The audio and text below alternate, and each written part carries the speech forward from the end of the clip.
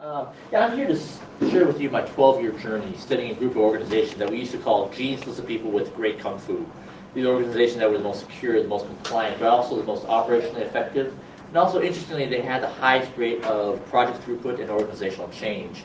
So I'm going to share with you some of the biggest lessons I learned in that journey, and some of which made it into a book called The devops Handbook, which I gave my one copy that I had in my bag to Dave here. And I wrote that when I was the CTO of Tripwire, where I was there for about 13 years. And I guess one of the big surprises to me in that journey was that people actually care about controls, right? The goal of when you have great operations organizations and great security organizations and great application development organizations, they all they don't actually throw each other underneath the bus. They actually have one thing in common that they care greatly about, which is controls. In other words, controls are what is in common for all of them to achieve their goals. So our goal when we wrote the devops Handbook is really to try to capture and codify what made those organizations tick. How can we capture and codify their good to great transformation? And I think we did that pretty well in the devops Handbook. But today I'm going to share with you maybe some of the platitudes of information security. In the ideal, information security is viewed as a business enabler, that we're helping the business win, that the business recognizes information security as, one on their side and something that they want on its side. But I think that the sad fact is that the more dismal reality is that information security is often viewed as a shrill, hysterical, bureaucratic people who love to slow things down, that suck the will to live out of everybody who touch. Right? How many people here have a friend who has been labeled any of those words? Right, so I have friends like that too. And so I'm going to share with you what I've learned over the last 2 years. And what I've had the privilege of doing since I left Tripwire was to surround myself with the best experts in application development, DevOps, operations, security, compliance, the lean manufacturing movement, the Toyota production system. I'm going to show you what I learned. And I think there's a movement coming called DevOps and a security twist to it called rugged DevOps, which I think is actually one of the last best chances for information security to become relevant. And worse, if we miss that boat, well then we're going to be lost at sea for another 20 years. So briefly, when I talk about high-performing IT organizations, there's actually something very interesting about them. Literally what we found when we started studying them in 1999 was that in a 10-minute conversation, you could actually tell that there was something different about these organizations. And one of the things that we noticed was that when you look at who was leading these organizations, whether it was information security or operations, they came from one of three backgrounds. They were either non-commissioned officers in the military, chemical engineers, or auditors. Not just CPA, green eye shade wearing bean counters, there are IT auditors. So can anyone speculate on what those three professions have in common? Non-commissioned officers in the military, where they give live ammunition to 18-year-olds. Chemical engineers, where they have long, elaborate recipes, right? And where endothermic can become exothermic. And then auditors. Anyone have a hypothesis? Controls. Controls, I like that, but more. What common values do they have? Discipline, I like that. Good, thank you, Susan. Bad things happen to break the rules. Oh, high outage cost, high consequence, yep. They like the rules. They like the rules, right? They favor rigor and discipline, right? I like the words rigor and discipline, right? What I learned in studying non-commissioned officers in the military, right, is that they have high outage costs. They give live ammunition to those 18-year-olds. I learned later in restaurant operations that they don't even give knives to 18-year-olds because the accident rate when you combine 18-year-olds, knives, and raw carrots, the accident rate is so high that it becomes untenable with insurance companies. Chemical engineers, you missequence a couple steps, you lose fingers. And then, auditors, they just love controls. Incidentally, I'm going to share with you sort of the rugged DevOps movement, what I learned in the research, the two projects I'm working on. And then at the end of this talk, we have assembled for you, Adam and I, the service manager petting zoo. So I have three people who are not like you. They come from the service management space, and I thought it'd be interesting to sort of just have a little panel so that you feel comfortable with them. You can rehearse your best lines on them, without fear of consequence. All right, so we talk about high-performing IT organizations from a cultural perspective, a philosophical perspective. When you benchmark over 1,300 IT organizations, we actually found that there were very quantitatively measurable differences between high performers and non-high performers in a way that you could measure with a ruler, a stopwatch, or dollar signs. And so here's a way that, here's what we found. And I guess the big surprise was that high performers outperform their medium and low performing peers by a factor of 4 to 5x. In other words, they're 4 to 5 times more productive than the non-high performers, as measured by. They had the fewest number of repeat audit findings. They had typically 1/4 the number of repeat audit findings. And they were spending about 1/3 of the amount of efforts prepping and liaising with auditors. So they had the best posture of compliance. That also translated to security. They were 5 times more likely to detect breaches by an automated control. So Murphy does exist. High performers have security breaches too. The question is, did you detect it sort of internal to the organization, or did your neighbor or your business partner or your mom, or say, I just read about a security breach in the New York Times, did you know about that, right? And consequently, they're 5 times less likely to have these security breaches result in some sort of loss event, right? So they found and fixed security breaches faster. But so you saw the compliance effectiveness, security effectiveness, but astoundingly, right? There were also, you can see the effectiveness improvements, effectiveness differences in operations as well. They were implementing and authorizing 14 times as many changes with far better outcomes. They had 1/2 the change failure rate, and when things went wrong, because Murphy does exist, right? 1/4 the first fix failure rate. So this is one of my favorite metrics. When something goes wrong, how good are you at fixing things the first time? Because they were so much better at that by a factor of 4, they had 1/10 the amount of time for several outages. In other words, when something goes wrong, right, typically the outages were fixed in 1/10 the time. And because they were doing such a great job in controlling unplanned work, they're getting more than 3 times the amount of planned work done. They're spending 1/3 of the amount of time on unplanned work, and unplanned work isn't free. Unplanned work comes at the expense of planned work, right? So they're getting more projects done, 8 times as many. And it's because at the conclusion of those projects, right, you should feel viscerally at the end of every application development project, there's one more application to be managed in production. So consequently, there are 6 times as many applications being managed in production. So before I go any further, does this resonate with you? Does this seem like a too cavalier an assertion? Can you give me a thumbs up? Gene, thumbs up, I buy this. Maybe. Yeah. Maybe? Yeah, by the way, and I see a lot of you writing stuff down. If you're interested in these slides, I'll give you my email address at the end, and you can just email me and just say slides, and I'll send it to you. So this was based on benchmarking from over 3 waves of studies spanning 1,300 IT organizations. So what we found when any questions, comments? Well, yeah. Quick. Yeah. So is this how you determined that an IT organization was high performing, or you determined they were high performing and then this is what you found in That's really interesting. Right. So the goal of the benchmarking study was to link controls and performance, and we used clustering to say, hey, what are the clusters of the archetypal links of controls and performance? And we found that you could actually predict this performance by a certain number of controls. In other words, controls could predict performance. So they correlated. But yeah, does that answer your question? Well enough. Okay. All right. Another question? Yeah. What does the spread look like between a high Oh, man. High performers have these incredibly tight variances. The bell curves look like this. With low performers, the bell curves look like this, right? I mean, like the variance was out of control for low performers. With high performers, I mean, it's this incredible tight clustering around each one of these metrics. So, sort of what you expect, right? Without controls, things are random. Yeah. Was that divided by industry, or were there any It other? spanned all industries, right? And that was so important because we found a certain circular argument among non-high performers, like we don't have to be a high performer because we're not a bank. Yes, banks say we don't need to be high performers because we're not a stock exchange. Stock exchanges say we don't need to be a high performer because we're not a telco. Telcos would say we don't have to be a high performer because we're not a bank. So we kind of covered that.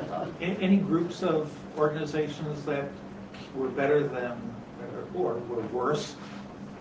Yeah, I think the higher the consequence, right? We found like in financial services and telco, they typically had more high performers because there was a Darwinistic force at work, and I think we did find that the lowest performers typically were like service companies. I can't remember the others. Hotel companies, right? And that matches the PCR breach studies. Yeah. Did you find that certain aspects within an organization, maybe the Windows Server group versus other groups? No, there's no correlation between technology and performance, and which is interesting because it matches anecdotal evidence that says that hey, you can take the best service levels from the OS 390 group, but then when they retire and they get taken over by the Windows NT admins, right, you get service levels that look like a Windows NT 4 workstation, not a 390. I've never had this many questions. Is that data available even if it's anonymized? Yeah. Yeah. Yeah, just email me, write research, and I'll send you the. You got the answers for me.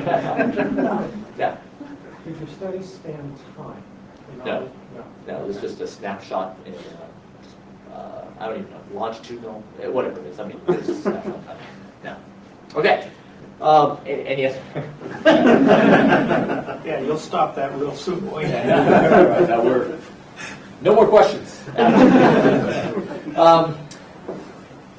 So, one of the things that that caused us to write the Visible Ops book is that we found that, not only did the leaders have certain values in common, there were certain cultural traits that we noticed, right? And there were 3 of them that really sort of popped out at us. One of them is what we call a culture of change management, meaning that, whenever you go to the organization and say, what is the only acceptable number of unauthorized changes, what do you suppose the answer is? 0, exactly right. So, that kind of was interesting, right? And so we would challenge it, saying, hey, is it change management bureaucratic?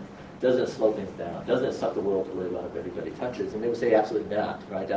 Mike Prospect from the New York Stock Exchange at the time, now they got acquired, he said, we do over 1,000 production changes per week with a success rate of over 99.5%. So I was like, wow, that does seem like a very high rate of change, right? Significantly higher than what we found in non-high performers. So, they could show evidence, right, that they were using change management to avert risky outcomes, right, and achieve kind of the outcomes they want. The second thing that we found was a culture of causality, and I think the statistic that really kind of brought this to life for us was something that came from Microsoft, from the Microsoft Operational Framework Study. And they found that their best customers with the best service levels, the best customer satisfaction, were rebooting the servers 20 times less often than their average customers, and they were having 5 times fewer blue screens of death, right? So when we saw the statistic, we fell out of our chairs, my 2 other co-authors and I, because it would match exactly what we found it was like an antithesis of what we found in our high performers. High performers know that 80% of the time when something goes wrong is due to a change, and 80% of the meantime preparers trying to figure out what changed. So where do you suppose high performers look first? Change. Exactly right. They look at the authorized scheduled changes, they look at the detected changes, and then they will use that to drive their problem resolution outcomes, right? And instead of, what do low performers do? They reboot things. Right? If something doesn't work, reboot the server. Doesn't work, reboot the server next to it. If that doesn't work, reboot all the servers. If that doesn't work, blame the firewall guy, right? Because firewall guys are always causing outages. That has to cause. That has to be caused. So this is what drives up meantime repair, right? And this is what drives down first fix rates. And so the third thing that we found was that high performers had this ruthless desire to, let's call it a culture of planned work. They all wanted to find variance early and eradicate it in a planned way in less urgency. In other words, Jennifer Babe, she was the CISO at Bear Stearns for 11 years. She said, for us, it was like a low fuel light in a car. Right? When that low fuel light indicator went on, right, our goal was to fix things in a planned way in a week with less urgency, right, as opposed to critical service down, security breach, we have to drop everything. Anyone who can sort of carry a bucket and bucket full of gas, right? You're mobilized to sort of restore services to the fleet of trucks, right? So the way you measured that was what percentage of the time was spent on unplanned work, right? And so high performers were spending 5% or less of their time on unplanned work, where higher performers, that's high performers. Lower performers were spending 40, 60, 80% or more of their time on unplanned work. And incidentally, you're right, one of the biggest causes of rework in the organization, which is just another form of unplanned work, is security, right? Whenever we do that vulnerability scan, right, we, say, kick it back into development, right, that's unplanned work, right? Whether it's in the OS space or in the application space. How am I doing here so far? Resonate with you? Yep. Great. So this is what we captured and codified in the Visible Ops handbook, and just to sort of, frame one of our goals. The goal was really to describe in a prescriptive way, right? How did the high performers achieve their good to great transformation? Unlike COVID, whatever they call it, 7799, BS 20. Yeah, I'm sorry. Yep. That's right, Susan got. Right. Those are all descriptive frameworks, like ITIL, COVID, the ISO series. Right. They're sort of like an extensive catalog of controls, catalog of processes. Right. They don't say what to do. Right. Those, when you write the Great American Novel, right, you don't have to use every word. You just need to use the words that help you get to your goal. Right. Our goal is to say, here's the 4 projects you need to do to implement and operationalize the right controls, right, that simultaneously increase operations, security, and application security outcomes. So let me just share with you before I go into the DevOps, what is DevOps. One of the really exciting things that came out of benchmarking was it's one thing to know what high performance looked like, right? It's actually just as important to know what controls correlate with performance. Our goal is to link controls with performance. And so what we found after the end of the third study was that literally asking 3 questions could predict 60% of performance. In other words, all the metrics I've talked about, you could literally ask 3 questions and predict with 60% accuracy all of those measures: compliance, security, operations, product security. So here are the questions. To what extent does the organization define, monitor, and enforce some sort of standardized configuration strategy, right? Obviously from application, for applications, databases, OSs, networking, firewalls, all that, right? Virtualization, right? This is to what extent does the organization define what is a known good state, right? This trusted state that security is reviewed, that we have some mastery over, right? This monitored, in other words, are we monitoring production configurations to true them up with the known good states? And to what extent are we enforcing it? Meaning, are we holding managers accountable that what's in production actually matches, these defined configurations? Secondly, to what extent does the organization define, monitor, and enforce some sort of process discipline, especially around the change in configuration areas? Right, in other words, they're defined, right, in a policy somewhere. They're monitored, right, so their production controls actually monitoring the release, control, and configuration processes, and then enforced, right? Just like we were talking about, the culture change management. Is management holding managers accountable that people are following the process? And then third, is to what extent does the organization define, monitor, and enforce some sort of controlled access to production?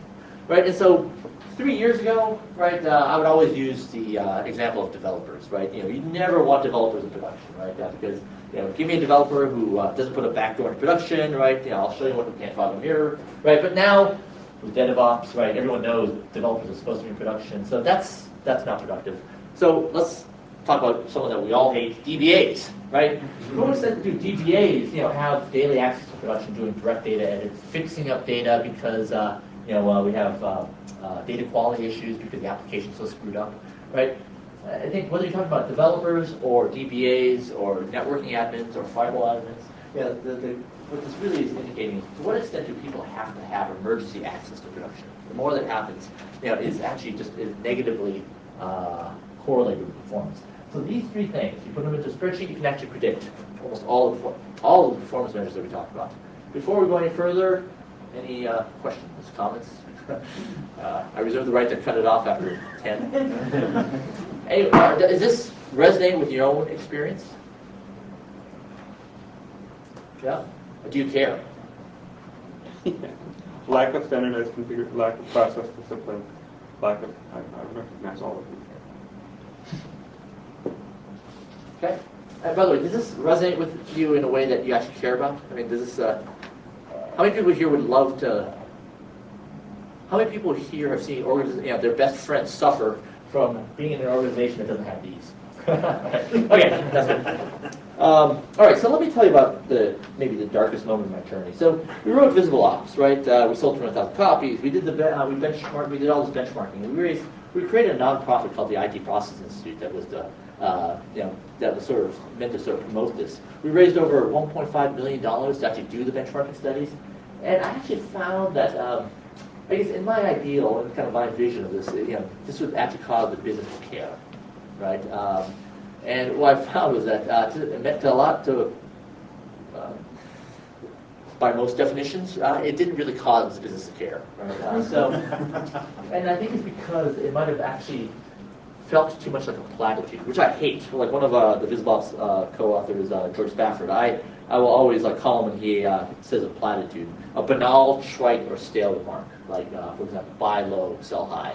Right? Technically true, right, at the 90,000 foot level, but actually quite useless, right? Because it doesn't say how. Right? And let me give you some platitudes in the security domain. If we as information security practitioners can learn to speak in the language of the business, people will care. Because we'll help foster the right tone at the top, We'll build a genuine, trusted working relationship with our fellow stakeholders in development, operations, audits, and the business. And we can be savvy and take advantage of compelling events like the Sony security breach and Anonymous, right? And we'll create real security programs so compliance will be free. So we take control of the compliance program from the auditors, because security is everyone's responsibility, meaning no one's responsibility. When the auditors tell us what security is, we're going to do that, because we're going to do plan, do, check, act, assess, assess, plan, design, and monitor. And then, if we build the right control environment, the right security, compliance, and operations outcomes will come, right? Here's the problem. I said this, to the people I've worked with for years, right? It's like, yeah, that's mine, right? So that sucks, right? You can imagine how crappy it feels to sort of do all this work and say, you know what, I think all we did was generate a platitude. So it was actually a pretty dark moment in my journey, but not as dark as this. So I went to seek advice from my Yoda, right? His name is Ari Bailoff. And one of the proudest moments of my life was when Ari Bailoff wrote the foreword to the second edition of the Visible Ops book, right? He was the CTO of VeriSign, so arguably they were one of the single points of failure for the entire internet because they own the DNS lookup service, right? They had to grow capacity by a factor of 40,000 when Moore's Law only gave 1/40th of that, right? So it was a phenomenal engineering challenge, a phenomenal security program, it was a phenomenal operational program, right? And it was just great to have him read the book. By the way, I've never actually seen Ari Bailoff smile, and when he does, I think he's just gritting his teeth, right? But really great guy. So I actually asked him, can you give me some advice, right? We did all this work, many of it, with his advice, to see if we could actually generate, something that would cause the business to care, right? And here's, I think what I might have said to him, and I don't think I actually showed him a PowerPoint slide, but it's possible, right? I think that my discontent came from operations and security was viewed as tactical. Security was too often marginalized.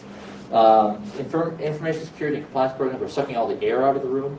The activation energy to actually do successful transformation programs seemed to be too high, right? And the people who were actually sort of seeming to sort of get whatever they want with development. In other words, information security operations were always overshadowed by whatever the development people wanted, right? They used up all the time in the schedule, leaving no time in the end for us, right? Even though all issues are amplified 10 times in production, right? And that's where all of the technical debt builds up over time. And we know that operations is a constraint for the entire organization. So why does anyone care, right? So here's what Ari Bailoff told me, right? So it's like when you thought you hit bottom, right? It turns out bottom is a lot lower than you thought. He said, Gene, in 40 years, everybody will understand this. So in the meantime, right? In the meantime, you just need to do a better job of qualifying, right? He said, don't make a moral issue out of it. So here I am. Yeah, I thought he was going to, show me how to do better business cases, or he's going to, send me on a sales training journey, or he's going to have me walk in the woods and, sort of think deeply. But instead, that was the best he came up with. And I think I literally had tears sort of welling up in my eyes, right? Because I kind of interpreted that as him saying, Gene, I've ceased to care. Right? It was interesting then, but I have bigger fish to fry. And I actually left that dinner in Palo Alto like a wreck, for days. I mean, I was, the feeling, the emotions were like one of utter betrayal, right? It's like, wow, how could you do that to me, right? But it turns out that, it was actually one of the best pieces of advice I've ever gotten, right? Because he actually encouraged me to work with his group. He was then CTO of Yahoo, and he had me work with the search advertising group, which is a $5 billion a year business, doing all the display banner ad serving.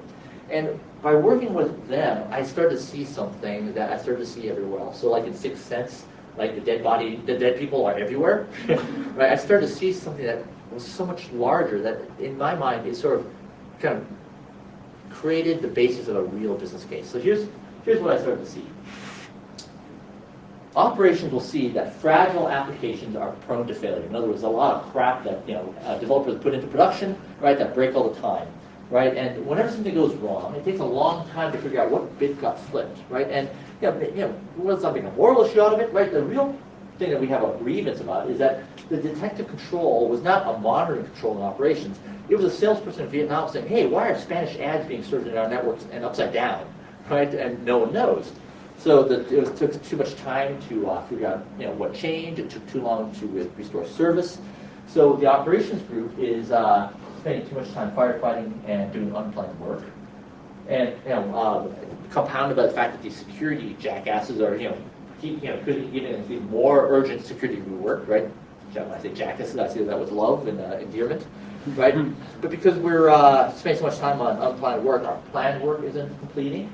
And we're finding that we do these expensive acquisitions of online properties, and frustrated customers are leaving, and our market share goes down, and suddenly the business starts missing their Wall Street commitments that they made to the to the public world and to the analysts, and now the business makes even larger commitments to Wall Street, right? Often dreamed up by art majors, saying, "Hey, we might have blown that deadline, but we're going to make it up by this even more audacious program," right? So suddenly development sees something. More urgent, date-driven projects put into the queue, right? So now we have even more fragile code put into production, which even, because we're taking so many shortcuts, they're also less secure. By the way, is this resonating with anybody? Anybody have a friend see something like this? It gets even more insidious, right? Not only do we have more fragile code put into production, deployments start failing, right? Things that we deployed for things for years, right? So they start having issues, right? Things that used to take an hour to deploy take 3 hours, take a day, take 2 days, takes 3 days. So now you can't even do it in a weekend. Take a week to 2 weeks to 4 weeks to a month. In some cases, months to deploy, right? Because you have 1,300 steps, right? And so the deployments become so heavyweight and awful, right? That the business says, you know what? We can't afford to do this many releases. We're going to lengthen the deployment interval, right, to amortize the cost of deployments, which means there's even more moving pieces during each deployment, which means it's harder to diagnose, which means that we're now spending our best people, right, in ops, dev, information security, right, urgently working deployment issues, which means that they can't fix underlying issues. And so now you have ever-growing backlog of crap that needs to be fixed that will never be gotten to, and an ever-increasing amount of tension between ops and development. And incidentally, where is security in this?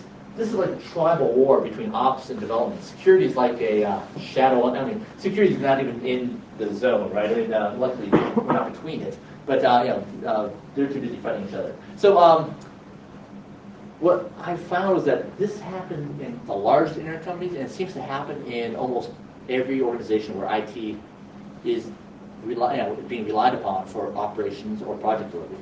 Just a little status check. How many people here have seen this before?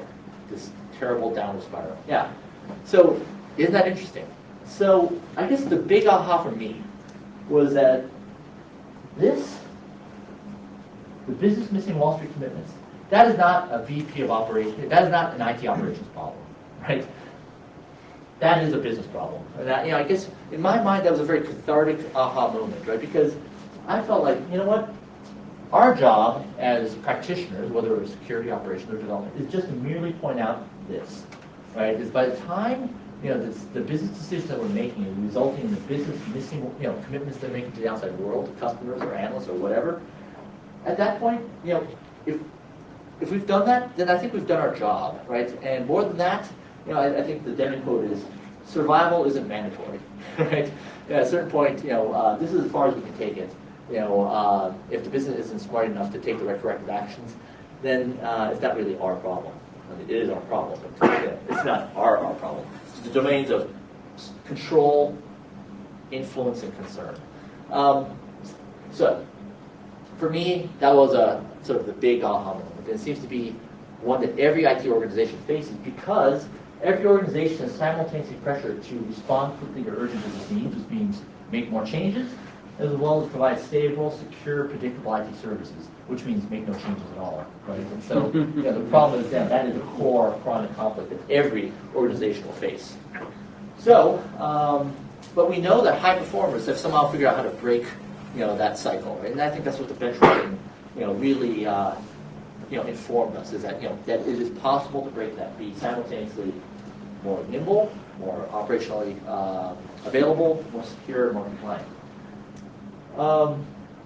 But then there was this amazing movement called DevOps that I think kind of blew all of our findings out of the water. In other words, it didn't invalidate it, but it showed just how good organizations can get. So it started off as a presentation that John Allspaw gave at the Velocity Conference in 2009. He went on the record saying, we are doing 10 deploys per day, right? Because Dev and Ops are working together, at Flickr, which is where he was the VP of Operations at.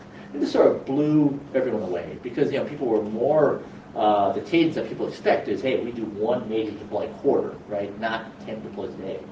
The president in his slide said, he's saying, developers and operations just don't get along, right? Spock is, development, he's a little bit weird, he's a little boss, he thinks a lot. Whereas Scotty, he just loves turning knobs, right? He's easily excited, yells a lot in emergencies. And so they're very temperamentally very different. But, the way he achieved his breakthroughs is creating a DevOps team where ops who would think like developers, and developers could think like operations, right? And by the way, in this scenario, right, where is security? Security is like the red shirt on the away party, right? It's like the expendable guy, right? Properly embedded, properly done, security becomes embedded into each one of their jobs. In fact, Scotty and Spock would freak out if security wasn't present in the room. All right, and so John Allspaw wanted to say, what? You need this loving, mutually respectful relationship between Dev and Ops. But, it's interesting, as the DevOps community has evolved, right, they're saying, hey, it's not just about DevOps, right? Theo Schlossnagel, just another luminary in the DevOps space, he's saying, DevOps is incomplete and is interpreted wrong, and it's too isolated. I love this quote. It's like .star ops, right? It's not just Dev, right? It's, Dev, security, DBAs, network, right? So it's like this. But I'm not sure all that much more. I love it. I wish I had, there's a t-shirt that you can buy like that, and I'm waiting for mine. So there's a group of practitioners, including a working collaborator of mine, Josh Corman and James Wickett, who leads the OWASP forum in Austin, Texas, who gave this really great talk about rugged DevOps, right? It's like, all right, let's take this movement called DevOps and figure out how do we integrate information security in so that information security is baked into every part of the SDLC, the deployment and packaging process, and the operations process. And I love what they've done. I think they are really starting to nail down what is information security's role in this new world order to get breakthrough results. So Josh Corman, sort of coined this rugged computing thing, where he was talking about it's like 4 pillars. You have to be defensible. You have to have operational discipline, like visible ops. You have to have situational awareness, whether you're talking about operations, security, or developers, and you have to have effective countermeasures.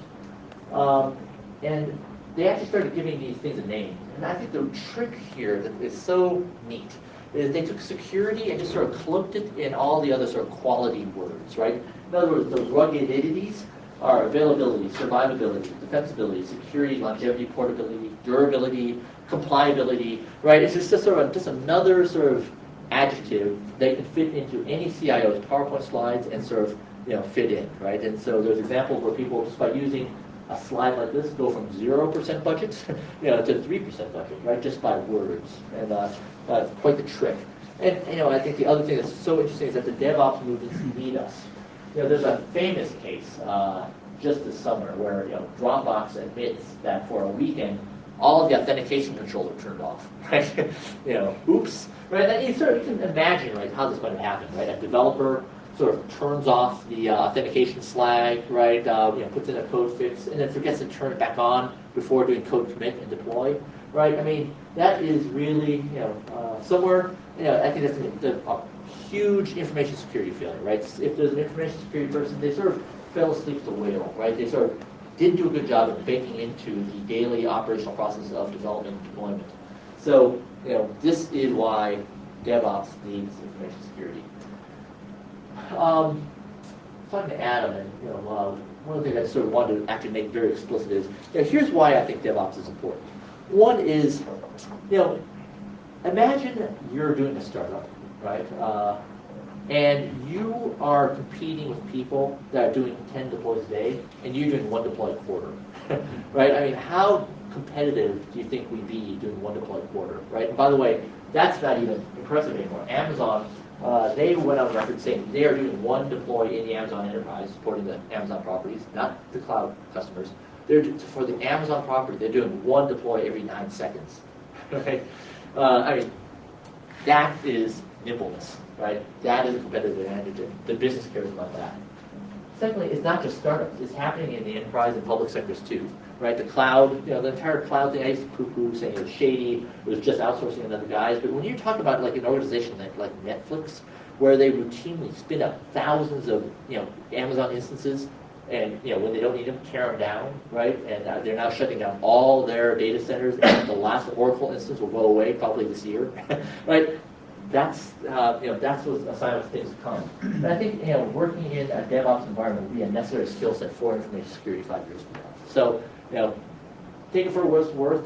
These are only my conjectures, but I think it's a real movement, and it signifies something that the business will do out of a survival instinct. In other words, it helps deploy features faster, gets operational results, and they need to be more secure. So let's help it as opposed to obstruct it, or worse yet, be bypassed by it unknowingly. And so here's why, here's the data point for me that sort of showed me kind of the power of this. So I was working with the CTO of AOL, his name is Eric Passmore. And when we sort of worked through, when I showed him the slide with his operations peer and their CTO at the time, and he said, wow, you're putting your fingers on my biggest problems, right? We have turbulent install, we have operational stability issues, we have security issues, where security is causing a lot of urgent rework. And he said, you know what? I see that operations is a bottleneck. You can complete the code, but it takes too long for operations to get the code into production. Environments are never available when we need them. In other words, we're ready to deploy, but operations needs 2 weeks to get the environments ready. And by the way, security needs another 2 weeks after that, right, to turn around the security reviews. And then when we do the security reviews, we have to roll it all the way back. It breaks everything in production and in development. At least it's called chaos and disruption. Turbulent installs have become a norm. And here's an interesting one, right? Because we're developing the code in isolation of the environment, they actually got themselves in a situation where he was describing a code release that was waiting on an environment, and they needed to upgrade from the Linux 2.4 kernel to the 2.6 kernel to get multi-threading support. And it took operations 2 quarters to get that done. And his reaction was like, oh my gosh, that was like an equivalent of a 2-quarter work stoppage for us, right? We couldn't deploy code for 2 quarters because of the ops people, right? And he's thinking through what sort of promotions we have to do to our customers. How many promises do we miss because of an operations issue, right? And so he said, you know what? That's not an operations issue. That is as much my problem as my operations peers. And so I want to help this. I need to help. So that's the beginning of a loving relationship. So here's what these breakthroughs look like. The goal is to increase flow of features from dev to production. Increasing the throughput, decreasing work in process. We're trying to create a trusted system that can move planned work, from dev into production. And how does this differ from visible ops? It's interesting. In visible ops, we talked so much about unplanned work. We sort of defined it. We described what it felt like, but we sort of missed everything else, right? We never actually talked about planned work. And so, I think what this body of work really represents, and what DevOps really represents, is, the inverse of visible ops, right? It's like, how do you actually manage, control, and make planned work flow? So let me tell you about 2 projects I'm working on. That my goal is really to sort of help the DevOps movement and help the business realize that we're talking about a problem that they need to care about, right? This is not us pushing a string, get them to sort of help drive this change and pull information security in. By the way, is this interesting? Thumbs up? So the first one book is what we're calling the DevOps Cookbook. So the goal here is to sort of write the visible ops for DevOps, right? So we call it the cookbook. And so the people that, the team to work on this is a guy named Patrick Dubois, right? He's the kind of founder of the DevOps movement. He's like one of those genuine, earnest, integrous guys I've ever met. A guy named John Willis, who was the VP Services for Ops Code. Again, a guy named Mike Orzen, which is like Mr. Bell's smarter brother. The latest Shingo Prize winner, and then myself. And the goal is really to say, how do you start and finish these DevOps transformations? And show what is, it's not just DevOps, right? It's about information security, DBAs, networking, how do they fit in, right? And just let me just share with you briefly kind of what the DevOps piece feels like. So typically, these DevOps organizations start around like a cloud initiative, or it's typically small. I mean, it's kind of hard to believe for me initially. It's like it's typically 10 people or less.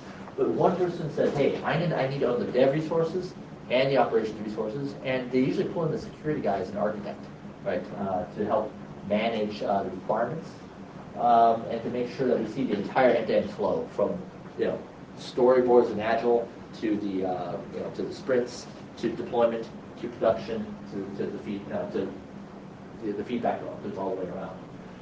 I think the biggest aha moment for me was like, wow, one of the first things that you do is you have dev and ops work together in the first sprints. How many people here work with Agile shops?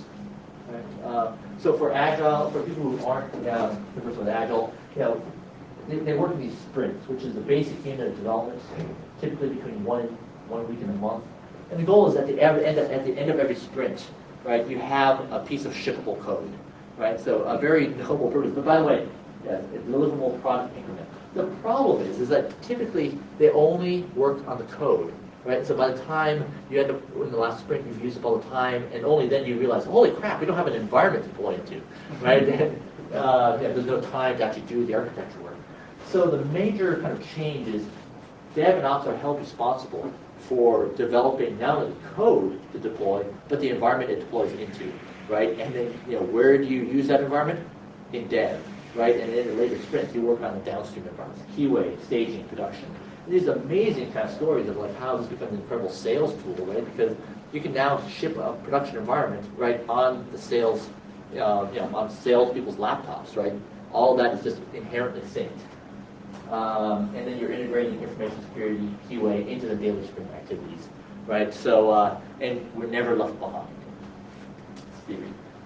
Another big piece is, you take your most senior ops and, here, let's insert security, into the dev structure, right? So they have a very special responsibility, right? Whereas the developers typically focus on user functional requirements, ops and security focus on the non-functional requirements, right? Use cases and stories for ops. What I love about Agile, right? I know that it's not the panacea. Not all Agile shops are actually very agile. But what is wonderful is if you can get those ops use cases in a story, that is actually the beginning of the standardization work. You can actually define here is what ops work is, so developers can finally understand that. And the same applies to security, right? They have a special vote. They have a vote just like any other team member. But their special responsibility is to bring in ops and security requirements, right, into the source, right. So in other words, we're helping train them. Hey, here's how the configuration settings should be located. Here's what the default security settings should be, right. Here's what the logging requirements are. And ops and dev, they can also pull the anon cord, right. When they see something wrong happening, they can pull the cord just like in a Toyota production line, right, and stop the entire flow, right. And we don't restart until we figure out how to prevent it from happening again. And that's the expectation, right? So it's not people screaming at the poor security person saying, hey, we have a problem. That's kind of our job. And then kind of advanced concept is, hey, when you have a sprints going every 2 weeks, what happens if you can actually do a deployment in 10 minutes, right? This is kind of an exciting possibility that you can decouple production releases from the sprint boundaries, right? In other words, you don't have to wait till the end of the sprint to deploy. You can actually do minor code fixes, enhancements. You get a bunch of frowny faces in the service desk or in the user forums. Let's go ahead and fix it. We don't have to wait till the end. And that's kind of introducing this notion of migration from a sprint to a Kanban, whatever. Anyway. So it's like all great things can happen, like once you can get deployment times down. And so we talked about putting ops into dev. Now let's talk about putting dev into ops. This is an amazing case study that was done by Mob Browser. It was this really kind of cool startup where what they did was basically use Amazon Web Services to spin up tens of thousands, even hundreds of thousands of instances to basically do load testing from the outside world.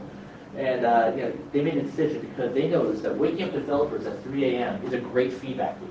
We found that defects got fixed really quickly, right? So I'll be honest, I had a sort of moral issue with developers in production, right? Screwing around, doing what developers do, and we all know what developers do, right? You can't trust them. And by the way, my background is development. But I think I'm over that now, right? I mean, I think there is a very special cerebral exercise that information security must drive, which is what are the separation of duties, right, requirements that are relied upon. When can you let developers, be level 3 support? When can they get access to production? How do you sort of manage that risk? No one's going to care except for information security. Okay, so our goal is to really sort of outline in prescriptive form, how to do that. So, just before I conclude and we go to the panel, let me tell you about one other project that I'm just really excited about. Because this other book I'm working on called "When IT Fails: Novel," and I think the goal here is really to help kind of create a vehicle so that the business people, application developers, operations all say, gosh, you know what? We all see this problem, information security. It's not just you, it's us, right? Like any dysfunctional marriage, right? We are as much to blame as you, and we're willing to step up and solve our piece of the problem. It's being written by the same team that wrote the original OWASP book, and what we're modeling it on is a book that probably had the biggest influence on my career ever, right? And it's this book called The Goal. How many people here read The Goal? Awesome. So for those of you who haven't read it, I recommend reading it. It is like a phenomenal book.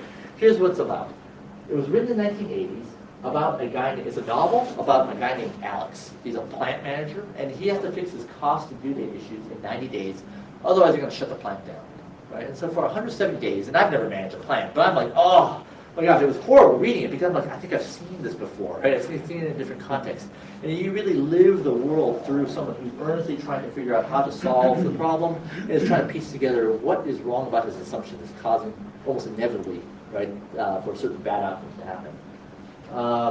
This is now integrated in a lot of MBA programs, around the world, and it's sold something like 3 million copies. 3 million copies since it was published in 1984. So here's kind of, what we're writing is a book that's really sort of meant to do the same thing but for IT. So instead of one character, there are two characters. One is character Steve Master, the CEO of a $4 billion a year company, right, retailer, manufacturer. And the other character is Bill Palmer, the VP of IT operations. And they're a $4 billion a year revenue company. And Steve, the CEO, will often be heard saying, we're not Google, we're not Microsoft. IT just isn't a core competency. If I can't delegate it away, maybe it's time we outsource it, right? Just, someone should take our mess for less, right? So kind of the opening chapter is, Steve walks into a board meeting and, basically he's Circuit City competing against Best Buy, right? The board is holding him accountable for late projects, third year of a SOX 404 repeat audit finding, outages, security issues, right? And so they said, hey, you know what? We're going to take your chairmanship away. And maybe your days as the CEO are over. Maybe we need someone younger. Someone who understands technology to sort of lead this company to where it needs to go.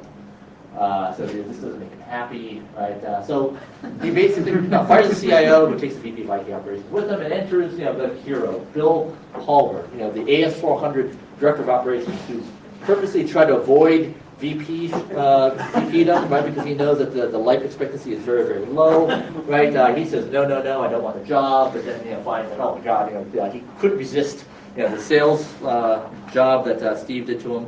And then on the first day, he gets handed a payroll outage, right?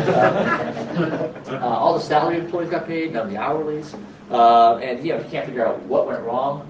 But it turns out that it was the sales guy, it was the security people, right, who pushed the tokenization change to avoid the auditors. Yeah. Oh, I could see the wire that was the problem. Oh yeah. The auditors aren't abused. Second day is he walks into an audit finding where there are like 952 IT general control deficiencies. Bill's like, oh, jeez, what have I done? I knew I shouldn't have taken this job. Right, the business is dismayed. And the third day, right, he walks into a project management meeting where he gets thrown underneath the bus by the VP of application development and the VP of marketing, the evil Sarah, right, who says, we are deploying Project Phoenix, of which our survival depends on in 11 days. And the operations people are going, what? That was supposed to be until next year, right? They're saying, no, you don't want to do this. Terrible things will happen, but they don't listen to them. And so, this is the outcome. Right, and so the goal is, just to share with you my motivation. The CIO of Columbia Sportswear said, Gene, when you finish that book, not only will everyone on my team need to read it, dev, ops, security, auditors even, right? But my boss will need to read it, and my boss's boss will need to read it, right? The CFO and the CDO. Right? It's like, I think this will help frame the dysfunctional marriage between business and IT to at least have the other side understand each other and maybe gain a little bit of empathy. So that's a little bit about the book, and I'll just take 5 minutes to share with you my favorite character in the book, who's not he's a secondary character, but he's one of the most complicated characters who actually makes the biggest transformation. So his name is John Pesci. He's been a CISO for 9 years. He's 39 years old. He's been a very aggressive career climber, ex-Big Four auditor. And he was, he's not very happy these days, right? He's haunted by thoughts that he's going to be, turned into the fall guy. He's going to be blamed for all the bad outcomes of business. He went into security because he wanted to catch bad guys. Right? He was driven by a sense of duty, which you have to do. Right? And so, as he thinks about the humiliation he feels on a weekly basis as he begs the project managers to tell him where the dev people are meeting, right? Because he just wants to sit in. And they're like, no, they're off-site. No, we can't tell you that, right? So he realized that this is his self-image, ideally, but this is how he feels, right?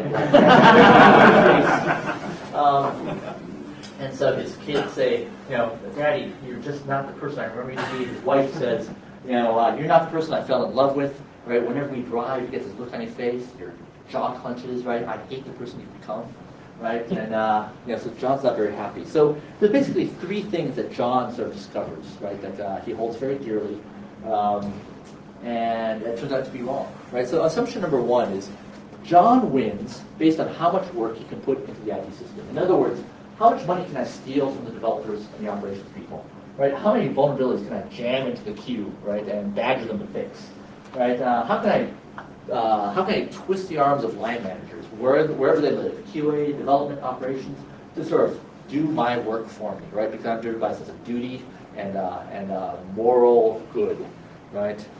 And what he finds is, kind of one of his aha moments is like, oh my gosh, by jamming these controls into production, by fixing these things without going all the way to the source, he's actually just adding excess control complexity, right? And so he realizes his unique gift, right, has become the forebrain of the organization, and only he realizes what security controls are actually important, right, and which ones are the most important to fix that fix things systemically. And he does this and he can actually shrink the scope of audits, whether it's SOC 404 or PCI. He's the only person who's actually capable of doing this work, and he gets appreciated for it. Secondly, his second assumption that turns out to be wrong is that Infosec wins when they can meddle with all sorts of daily work. Just like this guy with the clipboard hovering over people as they type, right? It turns out, he learns is wrong. And he realized that he has to shift his focus from the work center level. By the way, I think the OWASP community in general, right, is in such a better position than the operations security people, right? Because we focus on the flow of work into production. That's where we should be focusing our efforts. He has a special gift, right, and can facilitate the relationship, facilitate the dialogue between ops and dev and say, hey, there's a better way. We can actually do a rugged DevOps transformation. We can simultaneously get fast flow features in production, which are simultaneously more scalable, available, survivable, sustainable, securable, etc. And the last assumption is there's a finite zero-sum game for information security. In other words, cycles for information security come at the expense of the other people in the group. And what John discovers is, hey, by decreasing cycle time, by increasing flow, right, the entire pie grows. Operations, actually, their constraint increases capacity by a factor of 4x. The development release rate goes from quarterly to 3 times daily, right? And there's something magical that happens in the product management process where they say, you know what? We have to dedicate 10% of all our cycles for non-functional requirements, which include security, right? So now the security backlog is finally being worked, and then consequently the security mean time to find and fix goes from quarters to days to hours, right? So we build a real sustainable control environment that achieves compliance and security objectives. So, the goal is really to replicate, the results that we saw in the benchmarking studies, right? Simultaneously get a control environment that passes audits, we find and fix security breaches faster, we're more operationally effective, and we're doing more planned work, right? And orders of magnitude where we never thought possible before. And so what does this mean for John? Hey, here's John realizing, oh my gosh, I'm loved, right? And here's the entire organization applauding me, saying, hey, oh, thank you, John, you made the auditors go away, and you helped us discover this rugged DevOps thing, and here's a picture of John being invited to the office party, right? You know, for the first time ever. They say, hey, we're having a party on the loading dock. Come join us, right? Oh, really? And they're like, no, we want you. We love you, right? And you know, John gets to have a loving relationship again. So if you're interested, Some new woman. yeah, right. I get young difference. Yes. If you're interested in any of the benchmarking, just email me. I'll send you the slides. If you're interested in benchmarking studies, you know, I'll send you the executive white papers. You know, here's a list of some of the resources I've used, and one of the my favorite books is Inspired in terms of kind of training, product management. This book called Inspired. He was a product manager of the eBay service, and he was the person who had to sort of fix. For those of you who recall eBay in 1999, when they couldn't even stay up. You know, what did it feel like for him to sort of like, you know, end up in jail, losing his wife and kids, right, and saying, oh my gosh, we didn't pay down technical debt fast enough. Now he says 10% of all dev cycles must go to non-functional buckets, which includes operations and security.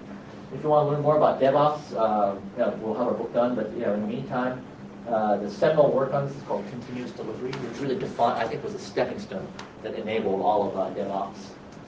If you're interested in the books that I talked about that we're working on, when Active Fails, or the DevOps book, just mail me. You can just write a list. If you send me slides or research, I'll send you that too. So with that really concludes the preparer part of this presentation. And now, Adam, if you're up for this. I thought it would be interesting, but I'll leave it up to you, although your feelings are very fragile. I actually wanted to introduce you to two people that have a long history in service management who have to deal with people like you and me. Right? And I thought I actually wanted to ask them two questions and then open up for however you want to spend the time. So Susan Ryan, could you come up here? She used to be the head of service management for Blue Cross Blue Shield here in Minnesota. Charlie Betts was the enterprise architect and also helped manage the ITSM program at Wells Fargo. And then Jan Vermont, well, she's not exactly an auditor, but she has a lot of friends that are auditors. But he was actually widely cited in the lost book. Whatever you want. Okay, that's your. I thought it would be interesting to. Sorry.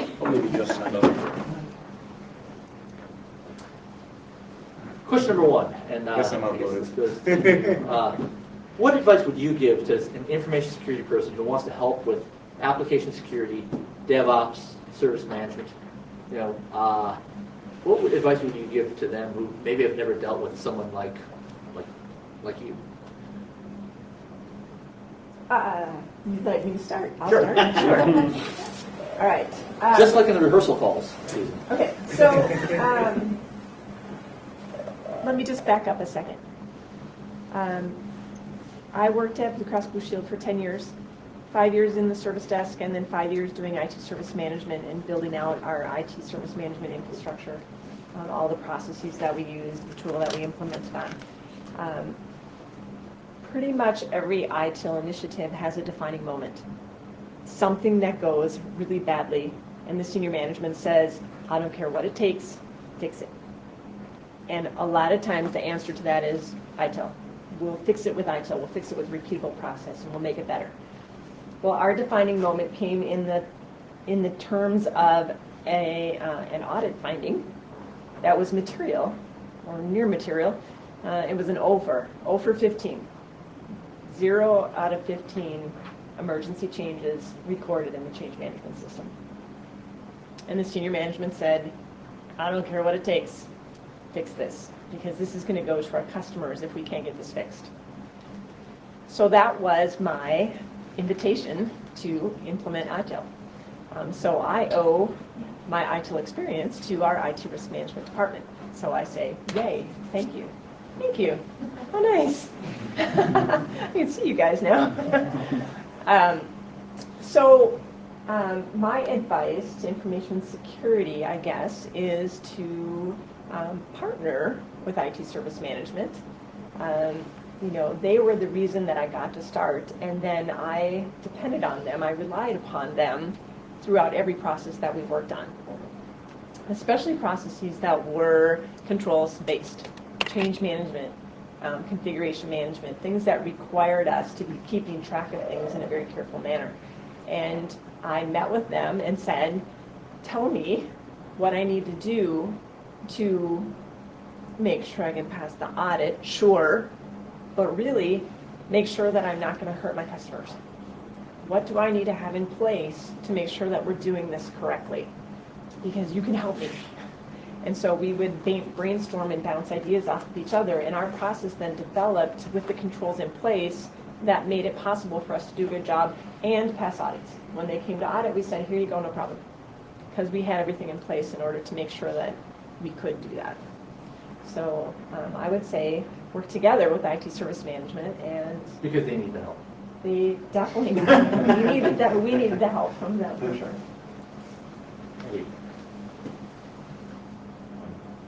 Go ahead. Same question? Yeah.